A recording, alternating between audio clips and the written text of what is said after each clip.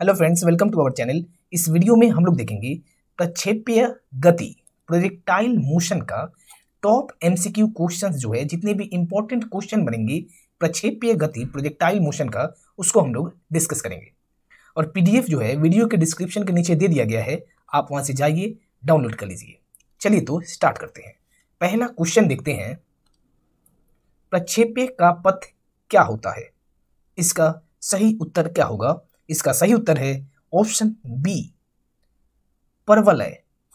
प्रक्षेप्य का पथ परवलय होता है। वायु में प्रक्षेप्य किया गया प्रक्षेप्य पर पृथ्वी का गुरुत्वाकर्षण बल नीचे की तरफ काम करता है, जिसके कारण प्रक्षेप्य लगातार नीचे की तरफ आता जाता है और परवलयाकार पथ बनता है। और देखिए, प्रक्षेप्य का पथ क्या कहलाता है? जो प्रक्षेप्य है इसका पथ क्या कहलाता है, ये भी क्वेश्चन आता है। इसको हम लोग कहते हैं ट्रेजेक्टरी कहलाता है। इसको लिख देते हैं, क्या कहलाता है? तो ट्रेजेक्टरी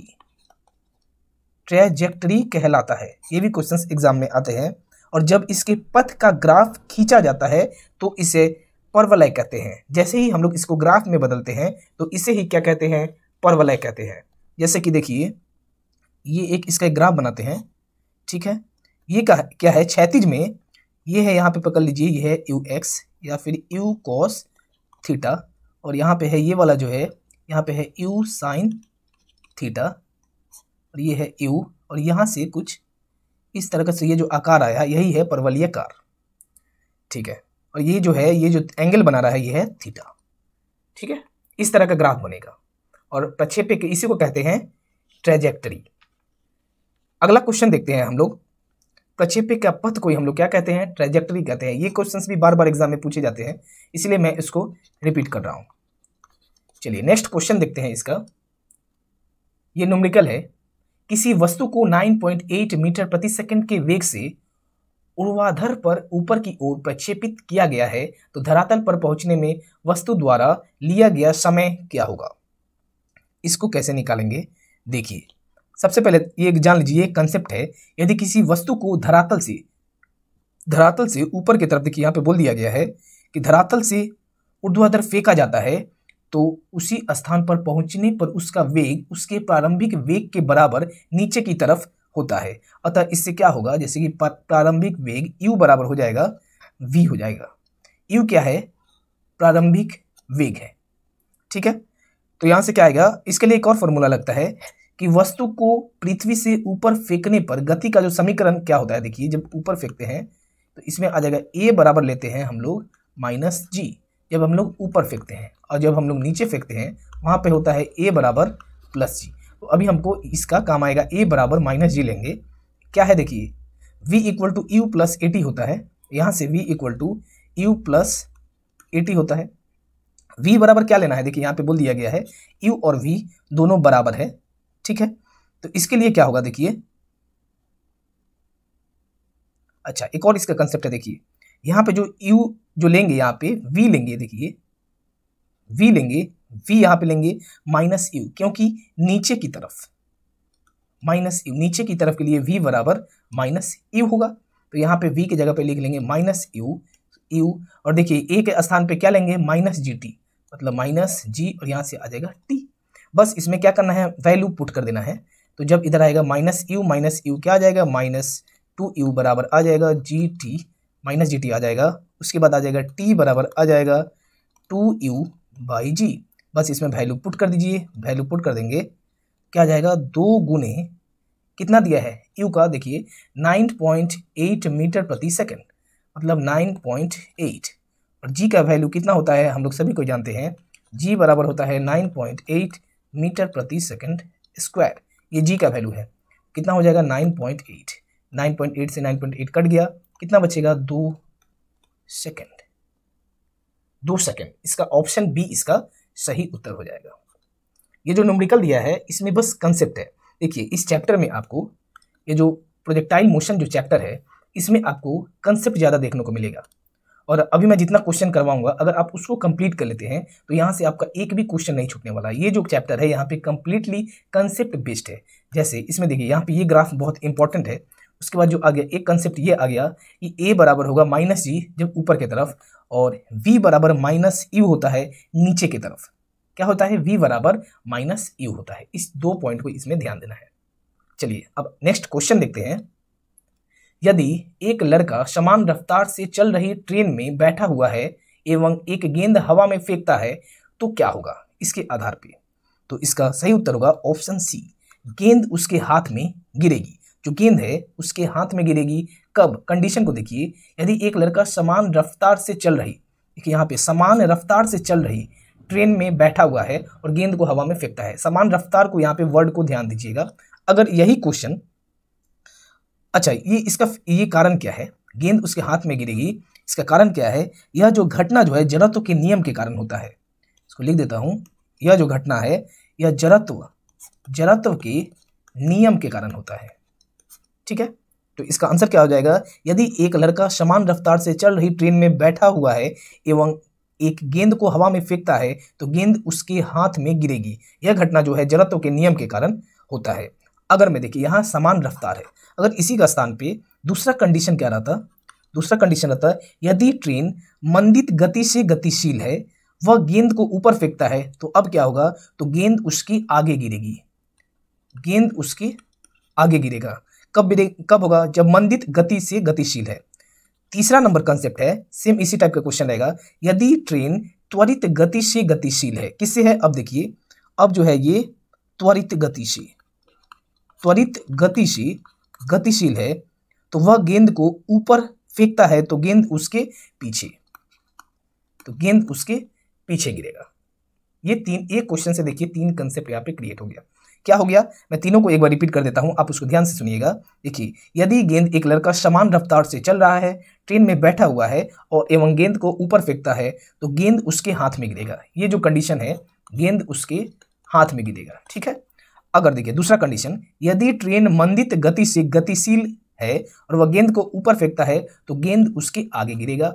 तीसरा नंबर कंडीशन है कि यदि ट्रेन त्वरित गति से, इसको देखिए, त्वरित गति से गतिशील है, वह गेंद को ऊपर फेंकता है तो गेंद उसके पीछे गिरेगा। कहाँ पे गिरेगा, गेंद पीछे गिरेगा। देखिए एक ही क्वेश्चन में 3 टाइप के क्वेश्चंस आ गए। चलिए, ये सभी जो क्वेश्चन है एग्जाम बेस्ड है और आपके आने वाले एग्जाम में 100% यही से क्वेश्चन देखने को मिलेंगे। अगला है क्वेश्चन, कौन सा प्रोजेक्टाइल इसको प्रक्षेप्य का उदाहरण है, प्रक्षेप्य का उदाहरण बताना है। तो इसका सही उत्तर है ऑप्शन सी। कितना बार हम लोग डिस्कस किए, हवा में फेंकी हुई गेंद जो ही है, हवा में फेंकी हुई गेंद जो है यह प्रोजेक्टाइल प्रक्षेप्य का उदाहरण है।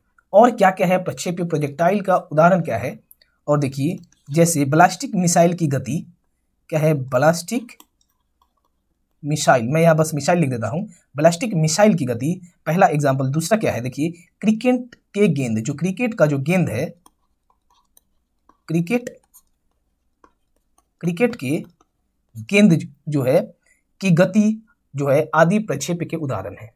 एक है यहाँ पे इसके साथ साथ हवा में फेंकी हुई गेंद हो गया, और दूसरा हो गया क्रिकेट अगर लिखा रहा है क्रिकेट की गेंद की गति, और तीसरा हो गया कि बैलिस्टिक मिसाइल की गति। ये सब किसका है, तो प्रक्षेप्य प्रोजेक्टाइल के उदाहरण है। और अब जो आएगा, देखिए यहाँ से एक क्वेश्चन बनता है कि प्रक्षेप्य जो है, प्रक्षेप्य गति किसे कहते हैं। प्रक्षेप्य गति क्या होता है, देखिए जब कोई पिंड पृथ्वी से क्षैतिज दिशा में कुछ कोण पर फेंकी जाती है तो वह गति जो है प्रक्षेप्य गति होती है। अगला क्वेश्चन देखते हैं। ये देखिए, ये जो क्वेश्चन है बस देखने में बड़ा है, बस इसके अंदर क्या है, एक कंसेप्ट लगा है, उस कंसेप्ट को आपको बस ध्यान देना है। देखिए क्या बोला है, एक सी स्थूलता के 2 पिंडों को एक ही समय पर समान गति से एक मीनार की चोटी से फेंका जाता है। एक पिंड एक्स ऊर्ध्वाध रूप से, मतलब कि हो गया एक्स एक्सिस जो होता है, एक्स एक्सिस से रूप से नीचे फेंका गया। दूसरा पिंड जो है वह वाई एक्सिस, देखिए यहाँ पे वाई और एक्स को यहाँ पे ऐसे लिखा है, वाई एक्सिस समतल फेंका गया तो क्या होगा, इस कंडीशन में क्या होगा।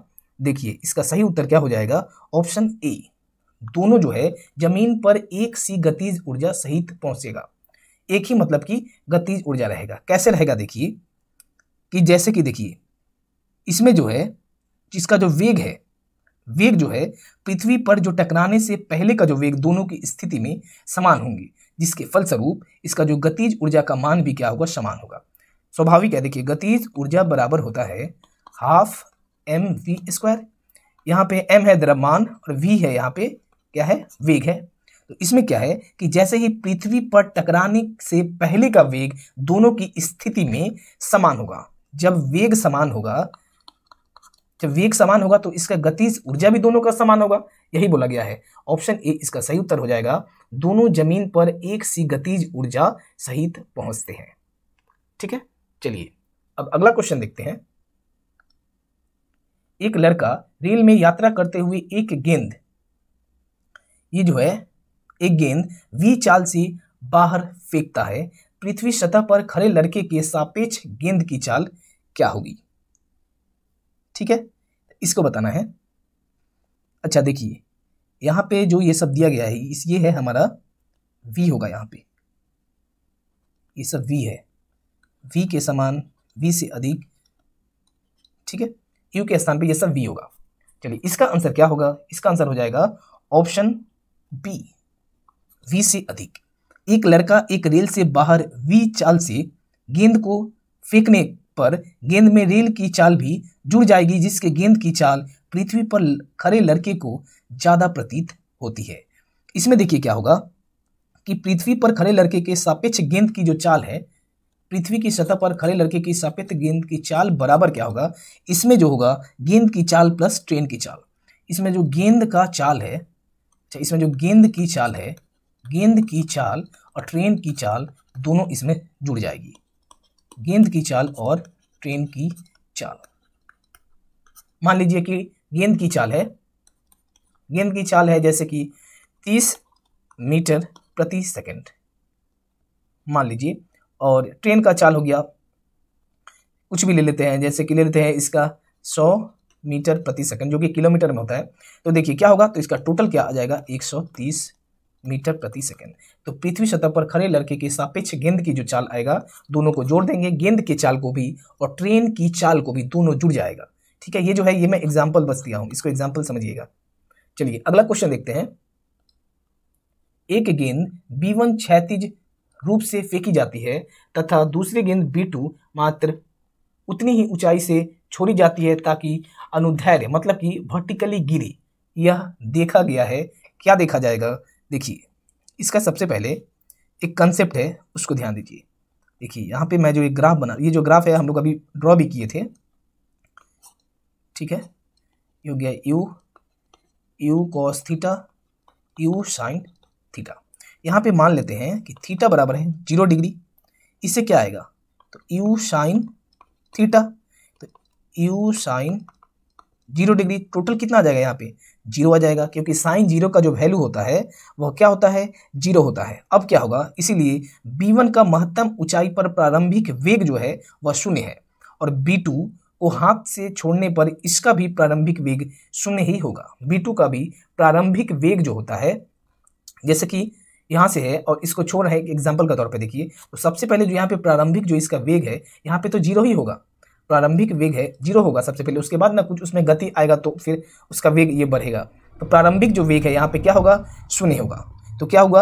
B1 का महत्तम ऊंचाई पर प्रारंभिक वेग 0 है, और B2 को हाथ से छोड़ने पर इसका भी प्रारंभिक जो वेग है वह 0 होगा, जिसके कारण यह पृथ्वी पर एक समान पहुंचेगा। इसी के चलते जब दोनों का 0 होगा तो पृथ्वी पर एक समान पहुंचेगा। कौन सा ऑप्शन सही है? ऑप्शन नंबर डी इसका सही उत्तर है। B1 व B2 दोनों की एक साथ भूमि पर पहुंचेगी। ठीक है, B1 और B2 दोनों ही एक साथ भूमि पर पहुंचती है। चलिए ये सब देखिए कितना बढ़िया इसमें कंसेप्ट है, कंसेप्ट को इसमें ध्यान दीजिए। चलिए अगला क्वेश्चन देखते हैं, 8वां नंबर क्वेश्चन।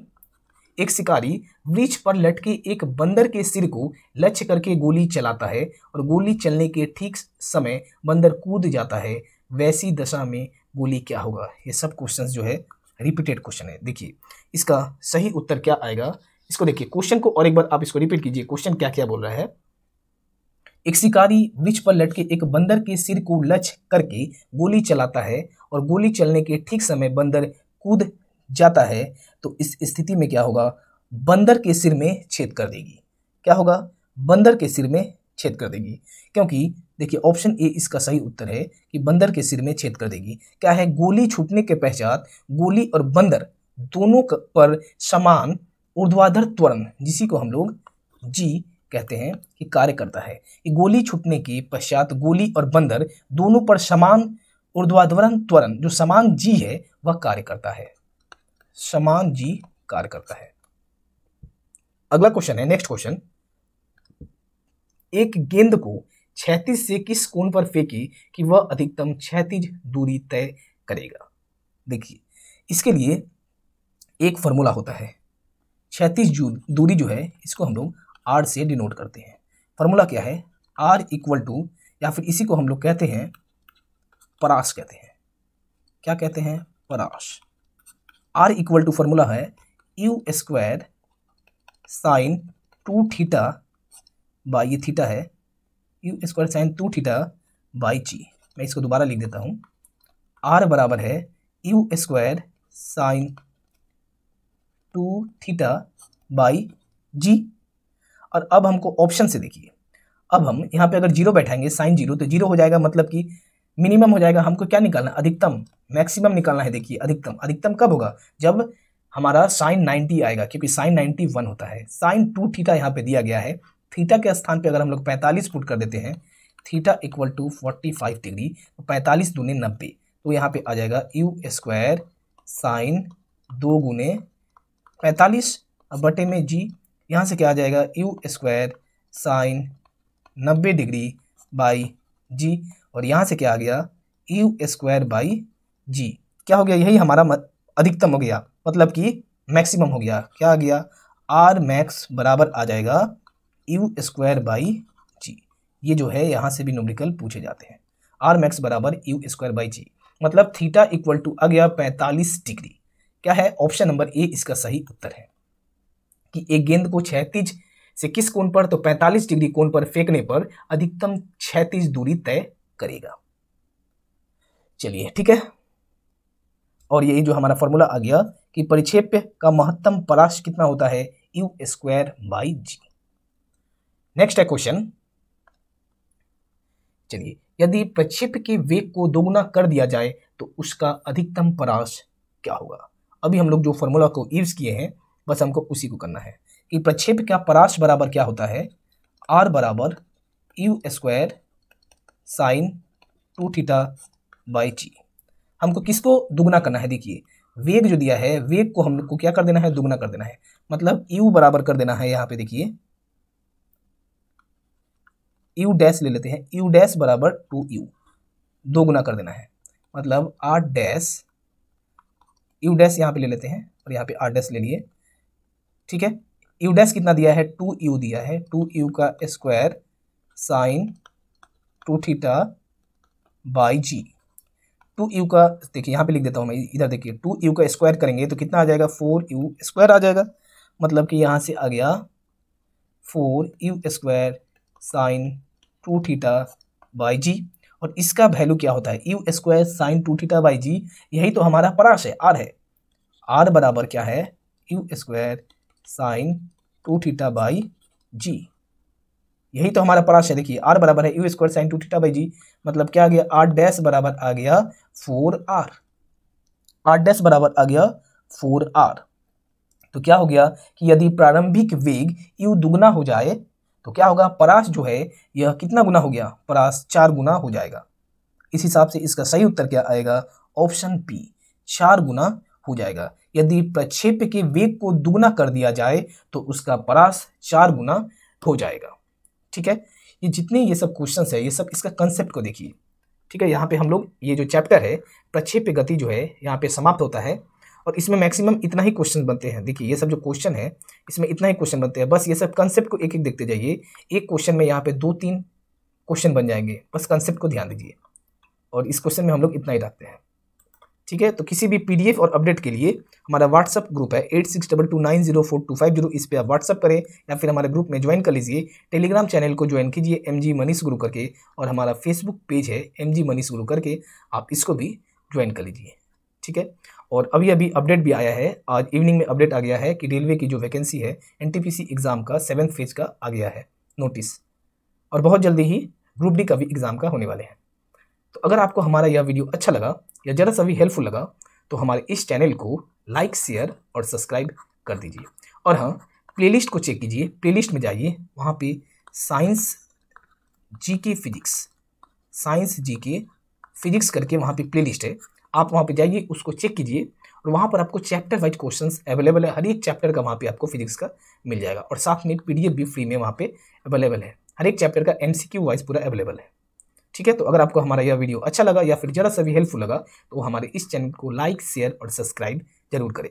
मिलते हैं अगले वीडियो में, धन्यवाद।